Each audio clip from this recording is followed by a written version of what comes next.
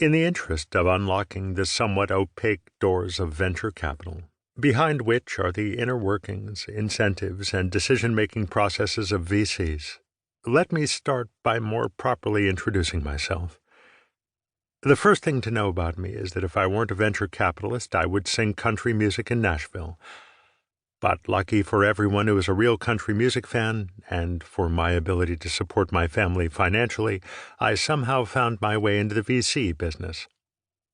I live in Silicon Valley, not Tennessee, so the best I can do is wear cowboy boots to work and play the guitar in my spare time, both of which I do as often as possible. Let me give you a little bit of context about what the tech and investment world was like when I was getting started in the 1990s.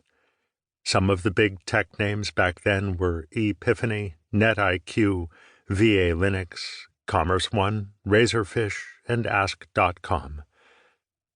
It's possible you haven't heard of any of these companies, but they, like me, were products of the 1999 to 2000 tech bubble that produced roughly 900 initial public offerings of venture-backed tech companies. It was a great time to be starting out in the tech industry, as there seemed to be no end to the promise of technology and to the amount of wealth creation that was available to everyone involved. Netscape had gone public in 1995, a mere 18 months after its founding, receiving a huge amount of media attention and heralding the beginning of the dot-com boom. Google wouldn't be founded until 1998, but Silicon Valley was already fired up with dot-com fever. New internet startups were appearing daily. The tech world was abuzz. Venture capitalists, VCs, were investing in new companies at an unprecedented pace relative to historical norms. About $36 billion went into new startups in 1999, which was approximately double what had been invested the prior year, although that's now less than half of what was invested in 2017. Additionally, limited partners committed more than $100 billion of new capital to the venture capital industry in 2000, a record that hasn't come close to being broken since. By comparison, limited partners committed about $33 billion in funding in 2017. Startups were also getting to an IPO faster than ever during the dot-com bubble. On average, it was taking companies about 4 years from funding to go public, which was a huge acceleration of the historical trend of taking 6.5 to 7 years to IPO. Today, that time period often exceeds 10 years, for reasons we'll get into later in this book. In addition to a record number of IPOs, the public markets were also exuberant.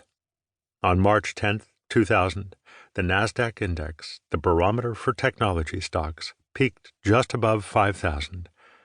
More interesting, the price-to-earnings ratio, P/E ratio, of the companies listed in the NASDAQ index stood at 175. This means that stock market investors were valuing $1 worth of a company's earnings at $175. While it's generally the case that investors value $1 of earnings today at some multiple greater than 1 because a company's stock price is intended to reflect the present value of the cumulative cash flows of a business into the future, a 175 multiple is a historical anomaly. For comparison, the NASDAQ P/E ratio today is under 20, which is generally in line with the long-term historical trends for the index. At the time, Cisco was anticipated by many to become the first $1 trillion market capitalization company. Alas, Cisco's market cap peaked at about $555 billion in March 2000. Today it stands around $200 billion. Early in 2018, Amazon became the first $1 trillion market cap company, albeit for a brief time, and as of this writing sits at around $800 billion. Fun fact, in March 2000, Amazon's market cap was a mere $30 billion. What could possibly go wrong? So back in 2000, everyone was on a collective sugar high to end all sugar highs. What could possibly go wrong?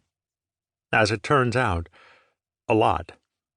The NASDAQ index began a precipitous decline from its March 2000 peak, falling all the way to its nadir of just above 1,300 in August 2002.